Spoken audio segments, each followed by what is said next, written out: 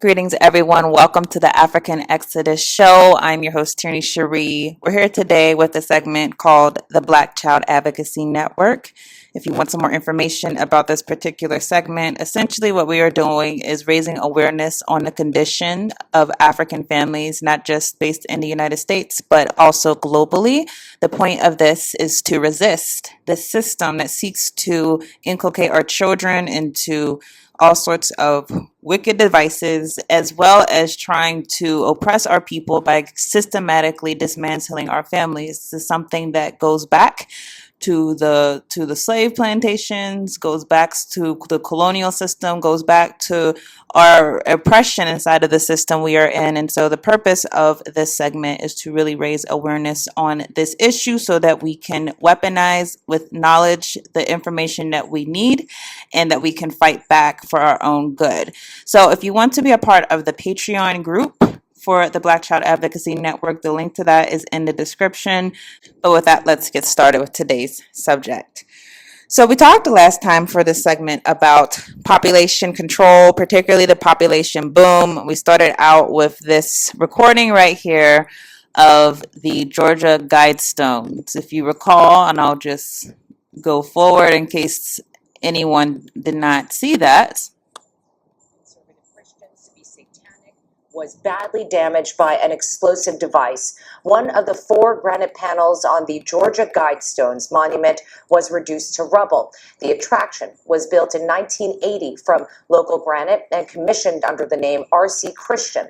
The 19-foot-high panels bear a 10-part message in 8 languages with guidance for living an age of reason. The age of reason is code for the New World Order. This is the age that the people who are behind the scenes, the hidden hand inside of our lives, inside of the governments that we live under. This is the age that they're seeking to obtain. And as we covered inside of the last video, one of the stipulations for entering into this age of reason is, let me see if I can actually find it. Here we go. Is to get the world population under 500 million people. The world population, I believe it was 8 billion people, if I'm not mistaken. When we checked it last time, it was over that. They want to get it down to 500 million people. And the people who commissioned the building of the Georgia Guidestones, again, that's the Rosicrucians. It says R.C. Christian. Rosicrucians, that is a secret society, one of the Illuminati societies. And this is something that they had put on display for the public to see for a long time. And only recently it detonated. As I said, some people have speculated that it's people who are against the Guidestones who detonated it. I believe it's actually people who commissioned its building, the ones who actually put it in place, because I believe either their agenda is on the verge of being done or they have plans to execute exactly what it is they've had planned for a long time. So this is the foundation of what I wanted to lay for everyone, because when we talk about population control, it might seem like a non-issue. Why do I have to think about what people are planning as far as population control? But when you understand 500 million people, eliminating the world population to reach that very small amount, that affects all of us, every single person on earth. And it particularly affects those of us who come from the lineage of Jacob, those of us who are the most hated in all circumstances, those of us who are the most despised, those of us, the children of Yah, who are always going to be the ones sought after first in order to instill these types of agendas. These things affect us more than anyone else. So what we're going to talk about today is in the same vein of population control, but we're going to talk about it from a different lens, from the lens of a government agency known as the Office of Population Affairs.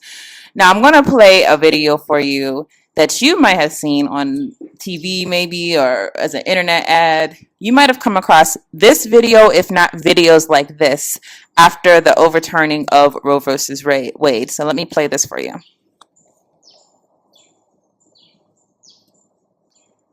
You should make decisions about your health. Some states are restricting access to reproductive care, making it hard to know how to access the care that is still available. Go to reproductiverights.gov to learn about your rights, health insurance coverage, and where to find services, so you can control your health and your future. Okay, so this was a very quick ad and really drove the point home for you, right? This is all about reproductive rights. This is about you controlling your future. This is about you exercising autonomy.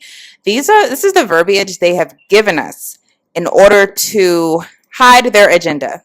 And to be very clear, I'm not pro-life or pro-choice, anti-choice, anti-life. I'm not either.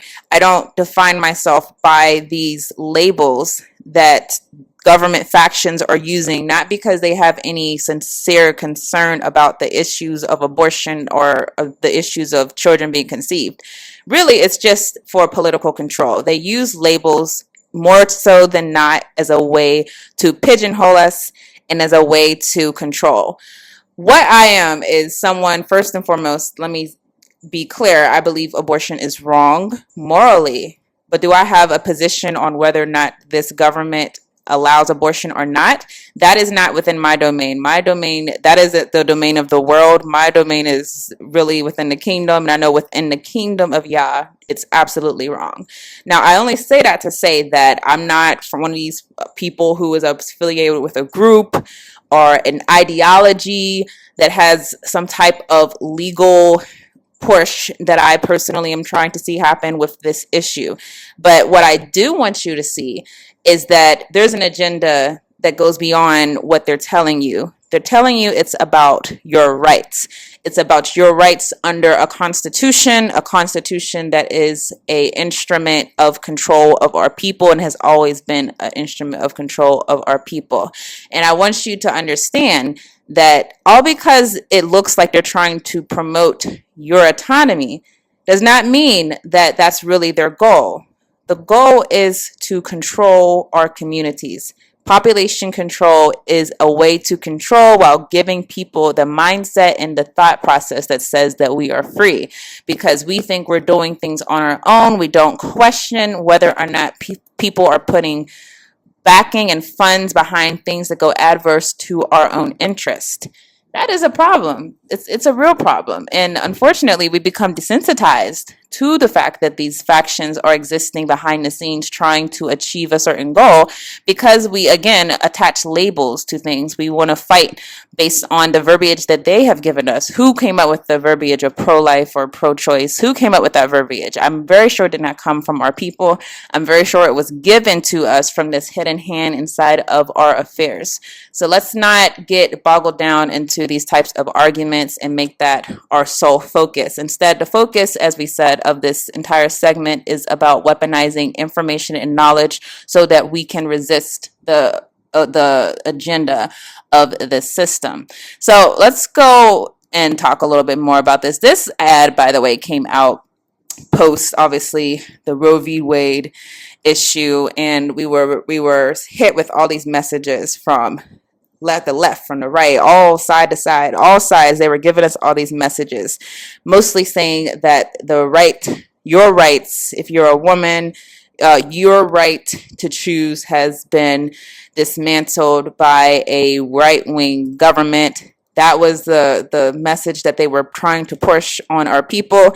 And because of that, we started seeing things that I would say we normally would not see, nor would we normally allow or normally see happen without criticizing. So I'll say, for example, when I'm driving in my car and I'm driving listening to a Black station, one that targets our people, and I'm listening to this station say things such as, hey, you can get free abortion pills. That's something that we probably would not tolerate under normal circumstances, but because they have weaponized this whole issue of Roe v. Wade and abortion, it's your rights, you have to fight for your rights. Because they did that, we were desensitized to the fact that they were clearly pushing population control, clearly, as clear as day, pushing population control. But again, it's fine because, hey, it's fine because the Supreme Court did something that some of us don't agree with, some of us do agree with, whatever. So I want you to understand that this comes from a long line of people who have been pushing these types of issues for a long time in our community. And we're going to talk about one particular agency that I was not aware existed until within the last few days. And for that reason, I wanted to come and talk about this here. Now, one of the initiatives that came out of the Roe v. Wade being overturned was an initiative from the Biden White House for a national abortion hotline. So I'm going to read through this article. The White House on Wednesday announced a federal agency will help stand up a national hotline to provide counseling to individuals seeking abortions and other family planning services, part of a Biden administration push to expand options as many states restrict abortion access. The hotline will offer pregnant clients the opportunity to be provided information and counseling regarding prenatal care and delivery, infant care, foster care, or adoption and pregnancy termination. That will include neutral factual information on each option and referral upon request. Is the information really going to be neutral? There's no such thing as neutral when you're talking about the United States government putting funds behind something. There's no such thing. Every single dollar that is being pushed towards something is being pushed towards an end in order to get to a desired result. So we should understand neutral and United States government funds, that doesn't go together. Now, it says those services, the hotline will not mention, those servicing the hotline will not mention any option about which callers indicate they do not want to receive information. Now, HHS Office of Population Affairs on Wednesday issues a notice of funding opportunity seeking grantees for the initiatives. Only organizations currently receiving grants for Title X or Title 10, family planning services will be eligible to apply. We're going to talk about some of these organizations in a moment. The department estimated that it will spend $1.5 million on the hotline. President Biden has vowed to use all tools available to the federal government to boost abortion access in the wake of the Supreme Court overturning Roe v. Wade. And I'm laughing because they just told us that the whole point of this was neutral. There's no mention of abortion, and that's purposeful, which I'm going to talk about. But they said this is neutral, and they said we're going to offer clients counseling, prenatal care, delivery, infant care, foster care, adoption, and pregnancy termination. It's neutral though, right? But then you hear that this is in a response to Roe v. Wade being overturned last year. So it's not neutral. It's specifically because Roe v. Wade was overturned. Therefore, the right to abortion, that is what this is about. Not just that, it's about helping people who want to get abortions get abortions.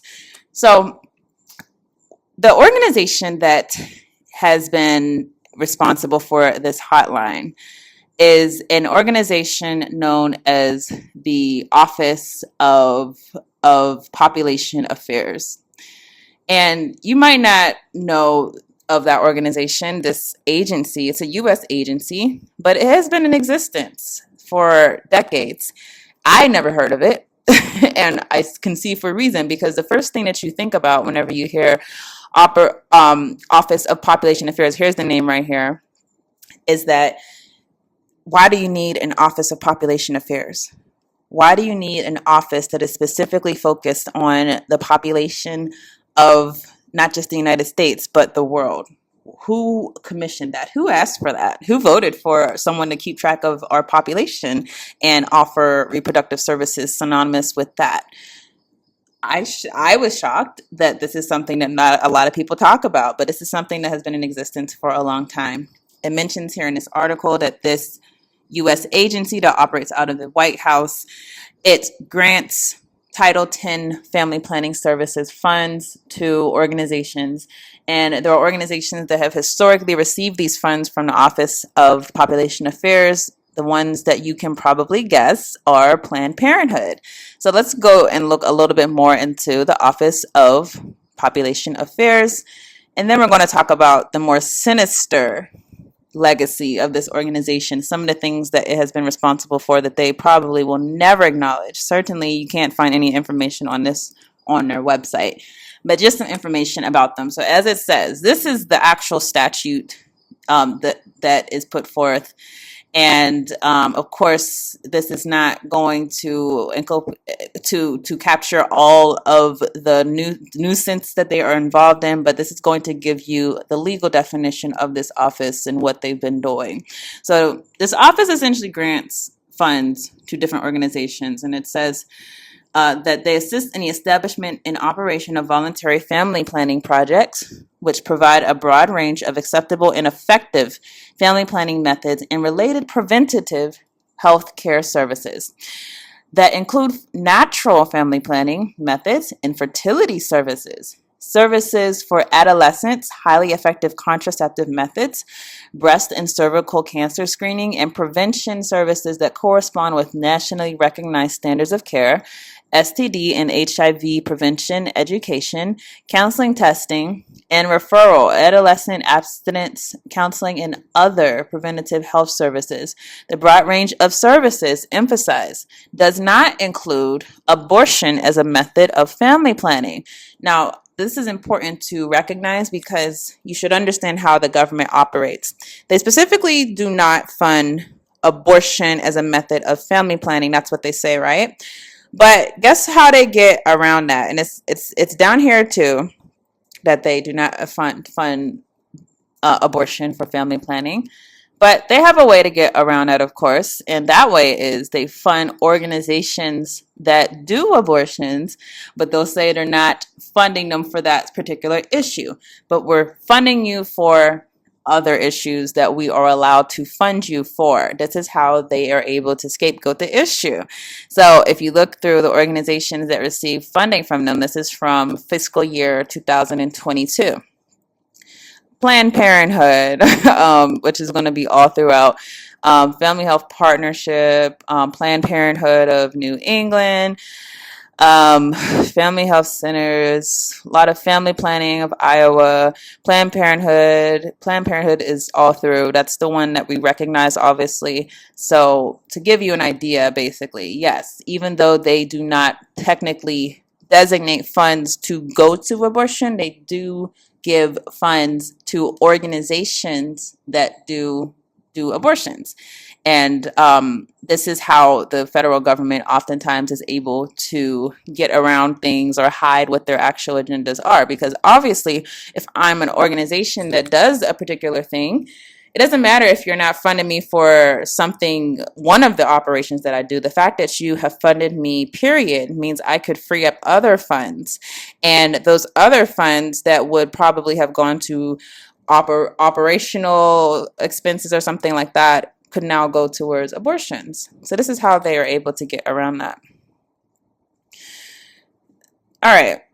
Now, before I go on to the more sinister truth about this organization, I do want to just point out they do fund sterilization. So that is something interesting. That is something that's important to point out because with the sterilization issue, obviously that's directly a preventative way of keeping people from reproducing.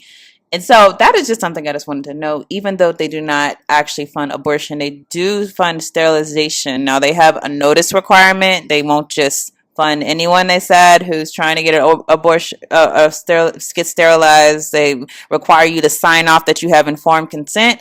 The issue is, are those people actually being given informed consent? Obviously, that's something that would have to be done on a case-by-case basis. All right, here we are. We're going to talk about the more sinister legacy and truth of this organization, the Office of Population Affairs. I'm going to read through this article, the Haig-Kissinger Depopulation Policy.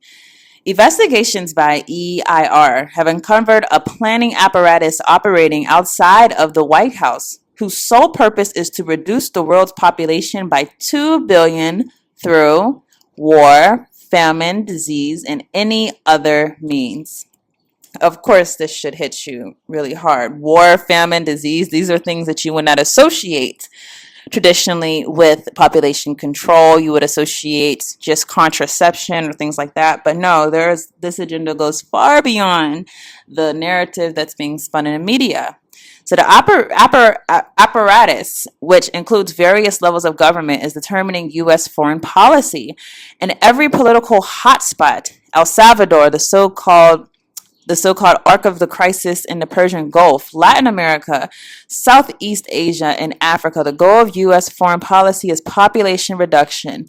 The targeted agency for the operation is the National Security Council's ad hoc group on population policy. Its policy planning groups is in the U.S. State Department's Office of Population Affairs, established in 1975 by Henry Kissinger. And if you want to think it through like this, do you think Henry Kissinger started the Office of Population Affairs in 1975 just so that he could give people some resources in case they need help, in case they want to help their families, or you think he was trying to control the population, particularly our population? The group drafted the Carter administration's Global 2000 document, which calls for global population reduction.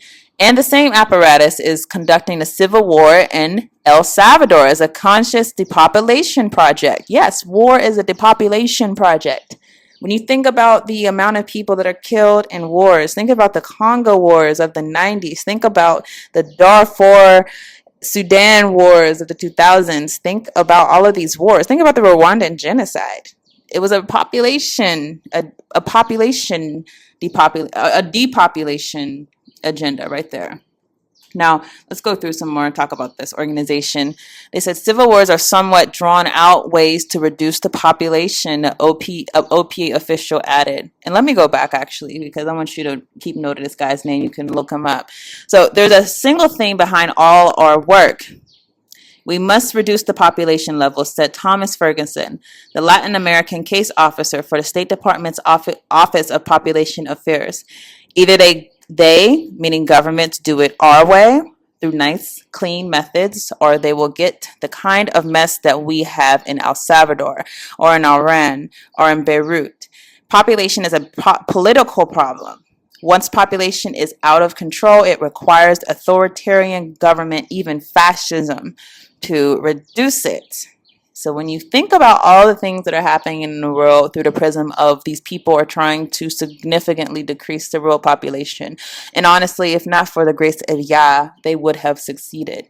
When you understand it through that means, then you understand the truth is that these people are lying to our faces about what this whole thing is about. Not just what the abortion and contraception thing is about, but even further, they're lying to our face about what these wars are about, what these food crises are about, what these diseases, some of which have been around for a long time, what these things are about. So as it says, civil wars are somewhat drawn out ways to reduce the population, the OPA official added. The quickest way to reduce population is through famine, like in Africa, or through disease, like the Black Death, all of which might occur in El Salvador. This article was written in 1981, just to keep that in mind. So Ferguson's OPA monitors population in the third world and maps strategies to reduce them. Its budget for FY 1980, fiscal year 1980, was 190 million. For fiscal year 1981, it will be 220 million. The Global 2000 report calls for doubling that figure. In 1975, the OPA was brought under the reorganized State Department's Bureau of Oceans, International Environmental and Scientific Affairs, a body created by Henry Kissinger. The agency was assigned to carry out the directives of the NSC ad hoc group. According to the NSC spokesman, Kissinger initiated both groups after discussions with the leaders of the Club of Rome during the 1974 population conferences in Bucharest and Rome. The Club of Rome, controlled by Europe's black nobility, is the primary promotion agency for the genocidal reduction of the world's population levels. The ad hoc group was given high priority by the Carter administration, Jimmy Carter, through the intervention of the National Security Advisor. I'm not even going to try to pronounce this name, but the National Security Advisor and Secretaries of State Cyrus Vance and Edmund Muskie. According to the OPA expert Ferguson, Kissinger initiated a full about-face on U.S. development policy towards the third world. For a long time, Ferguson stated, here were timid. They listened to arguments from third world leaders that said that the best contraceptive was economic reform and development. So we pushed development programs and we helped create a population time bomb. We are letting people breed like flies without allowing for natural causes to keep population down. We raised the birth survival rates, extended lifespans by lowering death rates, and did nothing about lowering the birth rates. That policy is finished. We are saying with Global 2000 and real policy that you must lower your population rates. Population reduction and control is now our primary policy objectives. Then you have some development. According to the Bureau of Oceans, International Environmental and Scientific Affairs has consistently blocked industrialization policies in the third world, denying developing nations access to nuclear energy technology, the policies that would enable countries to sustain a growing population. Very, very, very significant when you understand what's going on right now inside of East Africa with the country of Ethiopia trying to push to have control over a dam that's going to regulate the flow of water into the Nile. Now, this is something that should be obvious because the river goes through their country and they're building a dam in their country, but the United States and their proxy, the Egyptian government, is trying to block this. Think about it like this. Ethiopia wants to do this because this would support their population, Ethiopia's population, and allow them to continue to grow. And the United States see it as a threat. Why? Because a growing population and the ability to care for that population, the ability to empower that population is a threat to that government. According to the State Department sources and Ferguson himself, Alexander Haig is a firm believer in population control. We will go into a country, said Ferguson, and say, here is your, I'm not even going to say that word, here is your development plan. Throw it out the window. Start looking at the size of your population and figure out what must be done to reduce it. If you don't like that, if you don't want to choose to do it through planning, then we'll have an El Salvador or an Iran or worse, a Cambodia. I don't know about y'all, but reading this article, reading the whole book, Behold a Pale White Horse, which led me to even read this article. Reading these things makes you rethink everything you learned about why the world is like it is today. There are things that go beyond our knowledge because it's very much hidden. And their agenda is hidden, not out for public display. They'd rather us just think that they hate us than to know that their hate goes beyond just mere hate. They fear us. They fear us, and they fear what will happen if we continue to grow despite their best efforts. Because understand, as you see in this article, they have tried, particularly Africans. Trust me, we weren't foreseen to be this big population going into 2023, 2024. That was not supposed to happen on their agenda. But despite their best efforts, our population has already surpassed Europe and is about to surpass even the Asian nations. Now, let's go over here. There is an increased potential for social unrest, economic and political instability, mass migration, and possible international conflicts over control of land and resources. Another thing this is about. The bigger your population, the more of a threat you are to their power. The more a threat you are to them controlling your resources. And then it cites demographic pressures as key to understanding examples of recent warfare in India, Pakistan, Bangladesh, El Salvador, Honduras, and Ethiopia, and growing potential for instability in such places as Turkey, the Philippines, Central America, Iran, and Pakistan. Let me see. We'll go forward to this part right here. So, the Global 2000 approach. I want you to understand this is a report that goes back to this report in 2000, so I believe the late 90s. The Global 2000 report, even further back to 1980s. The Global 2000 report issued in spring of 1980 was the culmination of a 3-year study directed by the U.S. State Department and the White House Council on Environmental Quality. As the first study of global ecological trends by the U.S. government, the report does not make policy recommendations per se, but claims to objectively project the impact of current 1977 trends in growing population growth and GNP on the global resource base and environment. The authors of the report state it was intended to provide the basis for long-term planning by the United States government to create a permanent institutional capability, skilled personnel, data, and analytical models for spinning off future studies and analysis. They state further that the report was intended as a guide in U.S. foreign policy. We are working with other nations bilaterally, building concern for population growth, natural resources, and environment into our foreign aid programs and cooperating with our immediate neighbors on common problems ranging from the cleanup of air and water pollution to preservation of soils and development of new crops. A statement strongly suggesting that foreign aid henceforth be tied to population control and related measures. This should tell you right now, all this so-called foreign aid they've been so-called giving to Africa, all this so-called help, all these so-called charitable organizations are strategically placed inside of Africa. First of all, to re-educate us. Because if you understand Africa, the children, families, that is something that in our culture is something that is cherished. The family unit, having more children is cherished, right?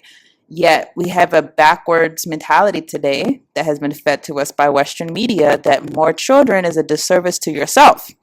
And because of that, you have these aid organizations that are saying that they're educating girls. Oh, who would be against that? I'm certainly not against educating girls, trying to give opportunities, trying to give development. But all of these things, the bottom question should be, why can't I have that and have a family too? Why does this have to come with birth control? Why does this have to come with contraception? Like, how does one thing equal the other thing? There's plenty of people who are able to have many children and also be able to be educated and have jobs and work, particularly inside of the African family model where it's not individualistic, but instead there's a village that is helping and assisting raising children. So how does one thing equal the other thing? Understand. We're being lied to about why these people are coming into Africa. They're not coming there for our good. They're coming there literally because they are there to regulate our population and keep it down. And only Yah knows how many of us were not brought about because of their agendas. Clearly, they have not succeeded. Our population is still booming, and I'm sure they have plans to try to combat that. That is something that we have to be aware of because there's clearly something that's going to happen in order to achieve the result. COVID-19 did not lower our population like it did their population, which is actually interesting. One more quote, though. The Global 2000 report warns that if currently projected fertility and mortality rates were to continue unchanged into the 21st century, the world's population would reach 10 billion by 2030. Nearly 30 billion nearly 30 billion, the number the NAS cites as the Earth's maximum carrying capacity before the end of the century. They said 30 billion is the Earth's maximum carrying capacity. Of course, these people lie. The fact is, this is probably a capacity to which would allow them the ability to maintain control of the resources, control of the land, control of the agriculture, control of the water supply, probably a capacity until which their authority crumbles. I hope this was insightful. This article, the whole thing, definitely read through it. It will be available through the Patreon group. You can read it there. But I want you all to understand that this is a very sinister agenda, one that does not just get covered in one video. We're going to have to do some follow-ups. I mentioned in the last video I wanted to read from a book that I was trying to find through my stuff. I was actually able to find it. This book is Target Africa, Ideological Neocolonialism in the 21st Century. It's available on Amazon if you want to look it up. I'm going to be reading through that possibly next week or next time I do a video for this segment. But I want you to understand and see the world through the issue of population control. Understand that all of our people who are dying needlessly, many times this is something that has been thought through, something that has been planned, something that has been put forth by these people who are on an agenda to control us. They see us as being in the way of their future, their age of reason, and they have to eliminate us to basically get to where they need to get to. So I hope that that was edifying. I hope that you continue to pay attention to what's going on with this issue and not fall for the common narratives that are given to us by the media. But with that, I hear my child calling me, so I'm going to go to him. I thank you all for watching. I will see you all in the next video.